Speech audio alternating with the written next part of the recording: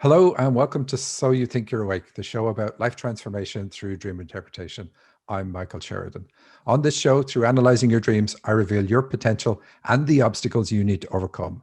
I'm very specific. I tell you your superpowers, what makes you magnificent, and the bumps in life that are holding you back. These bumps are not in the way, they are the way. And the superpowers are going to be relevant on today's show. To get your dreams analyzed on my show, go to dream-analysis.com, fill in the form, and I take it from there. I've been corrected many times, but I can't drop my Irish ways. It's dream-analysis.com, I believe, in America. But anyway, that's where you need to go. You can subscribe to the show. You can download my dictionary. Really encourage you to do that because you're going to learn a lot about your own dreams, even just from downloading my dictionary. But if you send a dream into the show, you can have a go at it, interpreting it yourself in advance, and then see how you did compared to the interpretation that I deliver on the show. So also another thing to note is many people get their dreams analyzed that don't end up making it on air. So it's definitely worth your while sending it in. Send me an interesting one. You know, the world and the cosmos is so complex and so interconnected. A butterfly can flap its wings in Peking, and in Central Park, you get rain instead of sunrise. That's scientific fact. How do I know? Because Jeff Goldblum said it in Jurassic Park while explaining chaos theory. The point of it is nobody can predict the future. It's just too complex. Joining me now to predict the future is Anne Tucker from Wisdom Soup. Anne, welcome to the show. Thank you. Nice. Anne, Nice you have a intro. hugely successful career as an executive consultant. Over the past 5 years, you built Wisdom Soup from the ground up. It's a monthly gathering of people from all over the globe where you bring in experts on spiritual and personal growth topics. You also built Business Energetics, a business to help entrepreneurs launch their businesses. You handhold people who have skills the world needs, but are themselves lacking business and marketing skills. And you're a full stack service. You help in all phases of business creation and launch. Now, if that's not impressive enough, you're also a single mom raising 2 kids. The second one just started college. Now, my question to you is this. Can I get a blood transfusion from you? Even just a pint of your blood, because I think you have plutonium in it and your heart is a nuclear reactor. Or wait, have you been bitten recently by a radioactive spider? That could be it too. What is your secret? It's cutting out dairy. That was the only thing. Made all the difference. I believe that. Is your biggest challenge in the morning deciding what cape's going to go with your outfit?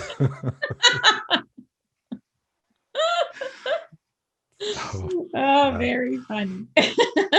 So, okay. Well, the reason that you're on is because this is the week. I've had you on several times talking about prophetic things that you've received in channeling and dreams that match it. And you've had me at the Wisdom Soup event talking about that too.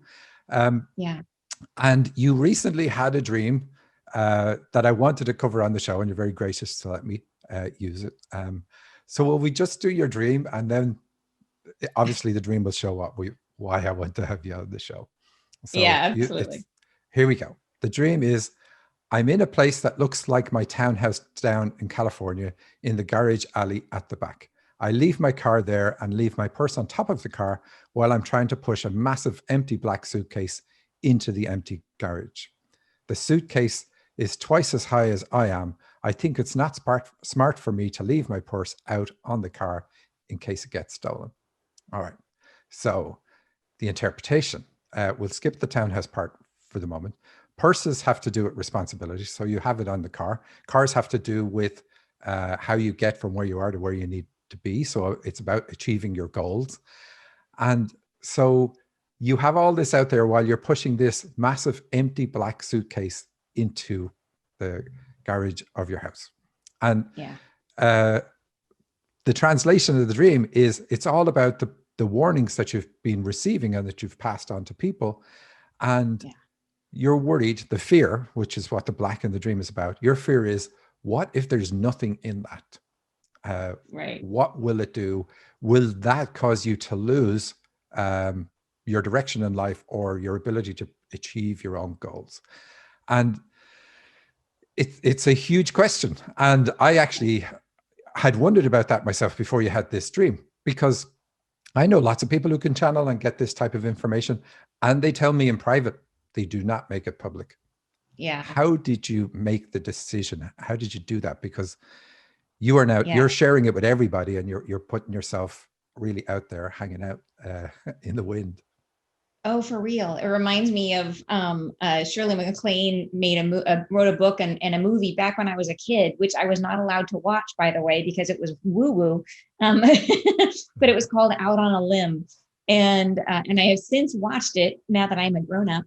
And it really is like her feeling of like putting yourself out there, and you are exposing yourself, and you may be in the light when you do that. But if you put yourself out there, you are going to get, bows and arrows and all the stuff. And so making the choice, like when I first got the first message that I got was about the earth rift. And when I started channeling it, and I dictate, right? They say they're hearing the words and I'm writing it down, and I'm writing and I'm hearing earth rift and all this, like it's getting crazier and crazier as I'm going. And I'm thinking, what? And that's not me, right? I am a sunshine light person. I don't think about that kind of stuff. So it's like, where is this coming from? And I also have to add in that whoever you channel must have lived in Earth in the medieval times, because their diction is so so specific and particular. You're like, yep, it is English. Yep.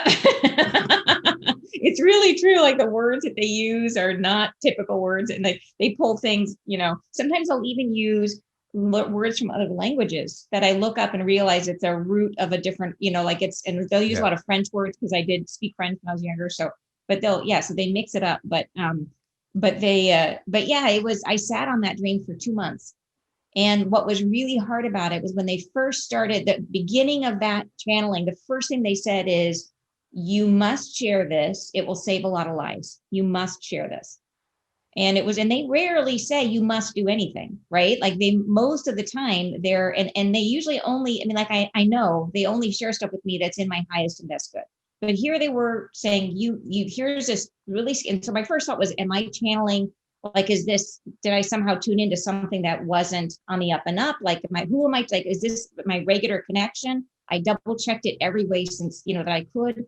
And then I continued to channel for the next 2 months, but the choice, like after I confirmed, yes, I was channeling the same, it was a different angel that was coming through, but it was an angel. It was on the up and up. I confirmed it. Like I continued to channel for the next 2 months. And then I had to make the choice of like, okay, do I share it or not share it? They specifically said this is meant to be shared. That was the purpose of the reason I received the message, was not just for my own, it was to be shared. That was the point of it. And, the hardest thing about it, I think, is that I think in our world, in the world of woo, we tend to feel like, okay, and I believe this, like everything starts with our energy, and our role as light workers is to hold the light, right? And to be the light, and that by being the light, we then spread that energy to other people, that our light is contagious. So just by being, we are doing our role. So by sharing a potentially frightening message, how does that vibe with our perception of what it is to be a light worker? And how would that make my core, the people who are my community, the people that I interact with, how is it going to make them feel? Right? Like if everybody holds this belief that we're supposed to just be positive and hold the light, and I'm saying, oh yeah, by the way, there's just all this horrible stuff is coming. How does that make you feel? Light and bright?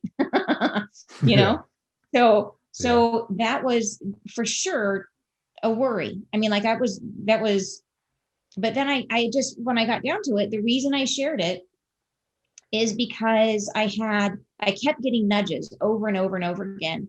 And one of those nudges was a friend of mine who is a healer, had a client, and I had shared this with her privately. And she had a client who called her, who said that she'd been having these inexplicable fears about her parents who lived in India. And she's like, I just keep feeling, I don't know why, that there's going to be some sort of a natural disaster. And the weight of it just fell onto my heart. I just realized, you know what? It's like, if it does happen and I knew and I didn't say anything, how could I live with that? So at the end of the day, I just decided, no, it is meant to be shared. It will land. I just trust it. It'll land with the right people. It'll go to Yeah. the ears that need to hear it. And yes, I might, and there have been some people who've been less visible in my communities because of it. And that's true. But it's also reached a lot more people that I think want to know and want to be prepared for something like this. So it's been a struggle. It has, for sure. And this is the week. What's the date? Oh, the 11th, 11/11. Yeah. Right. Yeah. I've channeled that there's going to be both the Earth Rift as well as a solar flare, but the solar flare, I haven't gotten a specific date for the solar flare. They said it would happen after the cycle of your abundance, which could be like the solstice. So it could be 12/21. I'm kind of leaning towards that date, but we don't really know. I know. I So love the that. solar It's like flare isn't now. I said to you, next time you're talking to them, say, look, we're right here. We're talking. You're on the phone. Tell me the date. Don't say this cycle of abundance thing. You clearly know when it is. Tell me the date. You're able to find French words in my vocabulary. Find the date. I know. You think they can That's just all we ask. I know. Part I the know. seas. Shine a light, big arrow. This is what you need. So, okay. Yeah. So this is the date. And so this dream totally matches that. Because the biggest part of you is like, I hope it's all wrong. And then there's another part of you is like, well, if it's wrong, am I screwed? Right. So, Exactly. I feel very much like that's like that out on a limb thing is I feel like the sacrificial lamb. I feel like the one that's like, okay, or maybe it's some weird like Bible test where they're like, okay, you have to go like pretend like you're going to kill your firstborn son. And we're just testing to see if you really believed it. You know what I mean? And it's, there's, I have no idea if it's going to happen or not, but I just, all I can do is follow the guidance and trust and hope. Like, I don't know what I hope it doesn't happen. But here's a funny thing is that part of me, like, if it doesn't happen, if it does happen, it's a hugely important part in moving us towards our awakening. And anybody who loses their life in this event, they knew that coming in, and it's part of their path. And they're going to get a huge boost because of it. They're creating this special portal, and anybody who passes is going to be taken through this portal, and they're getting their vibration is going up as part of that process. And no one, as they said over and over again, no one is forgotten in this process. Everyone is being cared for. So it benefits even the people who are lost. If this happens, it benefits them as well. And it potentially cools the planet. It heals global warming. It does all these, like, it's so, yeah, I hope it doesn't happen because we don't, like, it sounds awful, but then what if it doesn't happen? Something much worse could happen. You know what I mean? It's like, I do. And then, I and then get, there's personal stuff too. I get end of world dreams from people all the time. And I've been getting them like for decades. And I remember when I was learning this stuff, my teacher, George Radican, every so often we worked together for years. And every so often he'd get one of those dreams in one of the classes. And he would just kind of roll his eyes and go, there's another person who has the subconscious memory of what's coming. And now we're in it. It's not as much fun. Like back then I was so far away. It's like, oh, okay. Yeah. But now it's like, oh, yeah. Isn't it funny? And then you described the event. So you described this like earthquake / super volcano over near Indonesia. And you look it up, you go, can this happen? Can this happen? And could it happen where you say, and you see, oh my gosh, yes, they do have the problem over there. They have a fault line right at that place, and it has caused problems before. Yeah. And like, okay, yeah. well, so and it was, and even the description of how supervolcanoes occur, you think it's going to eject lots of things into the atmosphere, and it doesn't. But a lot of the ocean goes up into the atmosphere. And I've had those people sending those dreams in for so long where water is just going up. Some people send it in as waves coming in, or waves getting taller, and then the third wave, there's always seems to be three, but the third wave just stays up there, never comes back down.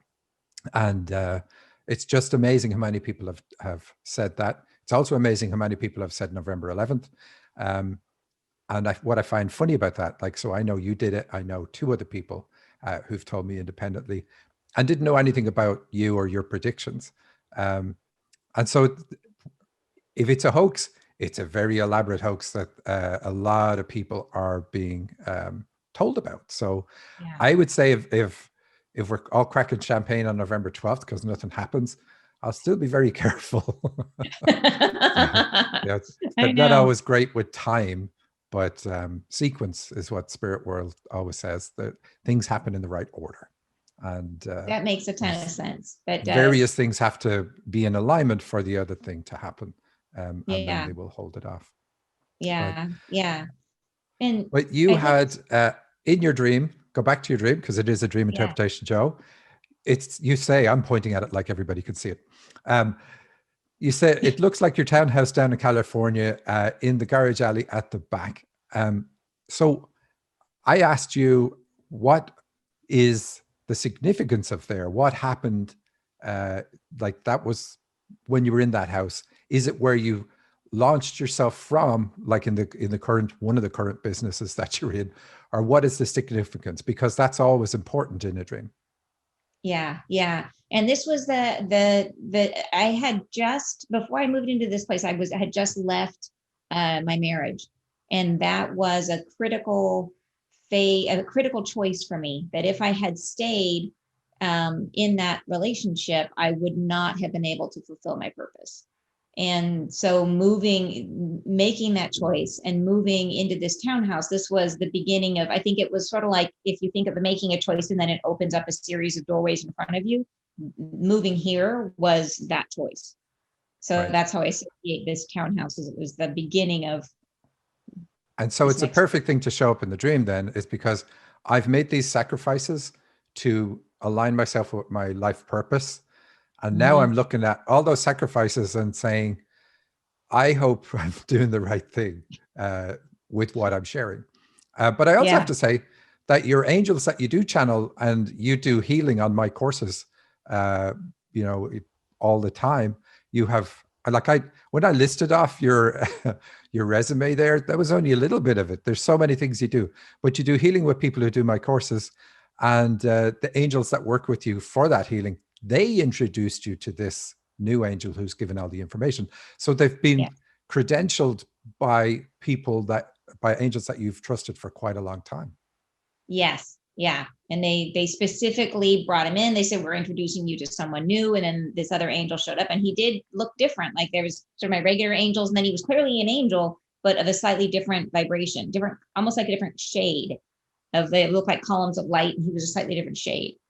Yeah. Right. But got the stamp of approval from my regular guides. And then you were talking to me about this for a while, and like the dilemma of, do I tell people, do I not tell people? And you told some people just to see what's the reaction. Mm-hmm. And I think everybody was supportive, you know, but it's easy to be Yeah. supportive. Well, Anne, you know, I think you should say it because it's not going to hurt me. But so you said on Monday or something like, you know, I think I'm going to do it. I'm going to do it. And then Monday afternoon, I'm watching your YouTube video about it. It's like, oh, okay, you did it. So once you decided, you bit the bullet, you really went hard and said, okay, look, here's what I've got. And by that point, you had a lot of information and you started disseminating it slowly in a way so as not to traumatize people. Yeah. Here's a little Yeah. Yeah. piece. It's like Exactly. arsenic. You know, you're slowly getting us used to the taste of the message. Well, I think that's such a good point, because I honestly think that that was the intention. That I think that the reason why, because I got the messages one piece at a time, and then I turned around and gave them one piece at a time. And if I look at the emotional tenor of all of the people who've been receiving these messages and taking action based on them, like a lot of people have been making sure that, that they have water and that they have a way of purifying their water and all this kind of stuff. And but it was like in the beginning, there's the initial shock of it. And then you sort of get one piece after another. And it's like if you didn't know any of this in advance, the event would happen and you would be so in shock and in grief that you would have a hard time responding in the moment. And so I think part of the purpose of telling us all in advance is I've gone through waves of grief, and now I actually feel like I feel really positive. I feel like I'm really trusting that this is leading us to something wonderful on the other side. But I think it's So, because I've had the luxury of this time to get used to the idea and to wrap my head around it and to go through the grieving process. And I think that's a huge part of the benefit, is that all the light workers and all the people who are inspired to listen to these messages, they've gone through that grieving. And now everybody feels kind of chill, like, okay, we're ready. Like whatever happens, happens. And we're ready to be on our feet to be of service after the fact. so prophet is another thing that we need to add to your resume. Do you feel like in later times you could have your own little part of the Bible where there's Noah's flood, there's Joseph and the famine in Egypt, and then there's Anne. No, I'm really only saying that to point out that it is a big part of religion. yeah, People that's having true. prophecies about major events and saving people because of their prophecies. Um, Yeah. so it's nothing new. The idea that angels will come along and tell you something, they've Yeah. been doing it for a long, long, long time, and it's documented. I think that's a So great point. And I think it's interesting to know that like spirit is not always fluffy rainbows. Like it is, like I like to say, sort of like it's like it has metal. It'll come in, it'll say like there is going to be like this, giant flood or whatever it's going to be. There is bad stuff that we would determine as bad, but from their perspective, it's not bad. This is just part of the process and part of our evolution. And I think it's really important in terms of understanding it is that spirit has no fear. They don't experience fear because there's nothing to be afraid of. So when they look at all this stuff unraveling, and yes, we experience fear, and they certainly have sympathy for that. And that's part of the reason I think that they've been giving us these messages to kind of help us to get used to this idea and to get over our fear. But they don't look at this as with any fear at all. They just see this because they're eternal. Nothing can hurt them, right? Like, and so are we. So I think it's that idea, and they're just kind of helping us to get to a place where we can get past our human emotions.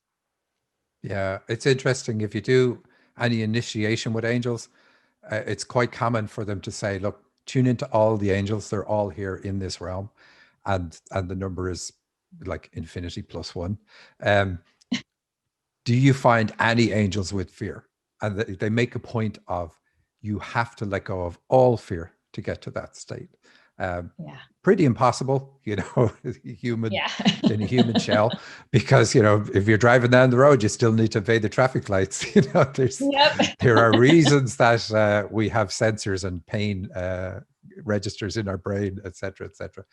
But Yeah. that's still the goal is to get to that state. And so these terrible things can happen, but being fearful about them doesn't help you in any way. In fact, it inhibits you because you're going to run into your reptilian brain and make all your choices from that limited thinking space. So if you're Yeah. prepared, then you can really do the best things. And Well, I think that's such an important point too, because one of the big things they've been telling us is that during this period, they said that there's a blackout coming, which I'm assuming is the solar flare. And they said, so we've been going through this period with COVID where everybody is sort of in quarantine. And the big benefit of that is that we're in our own energy, that we're less mixing our energy with other people. And that allows us to be more tuned into who we are, to be clearer in our own energy. And then when the blackout comes, they said that there's not the same interference overhead, that we don't have all the transmissions and all of the frequencies that are in the air that are man-made.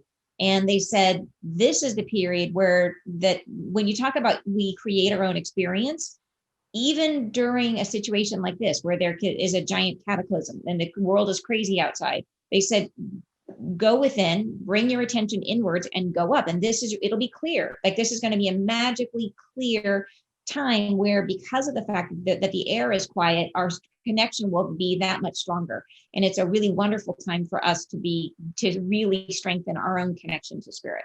So that's the message they've been giving is that's the sort of a part of the purpose of all of that, of how it's unfolding, is to help us find our way back to our own connection. very good. As long as we don't Yeah. end up in the Stone Age, Anne. Yeah, I know. Okay, you're not the one Rubbing causing two it. sticks together. Right. But that's a good point. Very good message. Have books, have things that you can read that are stimulating and Yeah. all about growth, and Yeah. and do the work on yourself. Don't wait for a disaster or anything to happen to realize that there's things you could have done all your life. Do those things. Yeah, So for sure. But I think it's So important to look at the dream and recognize my own fear about the giant black suitcase that's empty, and the fear of losing my purse, right? That my purse is on top of the car. That yeah, I'm out there doing it, but yeah, it's scary too. It's super scary talking about this stuff, and the fear. This reason this came up was because like I kind of got over the fear of sharing it, and I'm at this point I'm committed to sharing everything. But the new fear is if it doesn't happen, how will I feel about my purpose? What will my purpose be? Right? Like I have had such a strong sense of purpose for I the know last the answer. So yeah. so if it doesn't happen, what you do is you start by buying one cat, and then you also then a couple of weeks later you start do your makeup while you're running on a treadmill. What is this crazy cat lady with bad makeup? Yeah, never does her hair. Perfect. That sounds fun. Thanks for that. All right. All right, Anne. Thanks a lot for coming on and sharing. And we'll all be watching the 11th, hopefully on TVs that are working, and see what happens. Sounds All right. great. Thank you so much, Michael. Take care. Bye. You too. Bye. Well, wasn't that interesting? It does make you think, what are you doing with your life? I mean, it's one of the reasons I think, well, I know that we have multiple lifetimes. There's many reasons for that, that we have short lives and we work on ourselves and then we leave and we come back. We need that sense of urgency that we have to do something. And when things happen to us in our lives, that's usually the time when we discover who we really are. And I've been saying it to people for a long time, work on yourself now. Start listening to your dreams. Get on my list. Go to dream-analysis.com. Download my dictionary. That will automatically put you on your list. You'll start getting lots of tips about dream interpretation, how to listen to your own dreams, how to get the guidance from them, and figure out what your life is about, what your purpose in life is. And that's why we're here. The whole reason we're here is to figure out your purpose, start living your life, start healing the traumas that are holding you back, and discovering who you are after healing that trauma. And there's no better way to do it than your dreams, because they are sent to you from the part of you that is responsible for your whole life in the first place. Your higher self is the one that dispatches the dreams, and your higher self is the one that decided you needed to come here in the first place in order to improve your awareness. That's my show for this week. Thank you very much for listening. Tune in to me next week, where hopefully all I will be talking about is the dreams that I received during the week. Take care.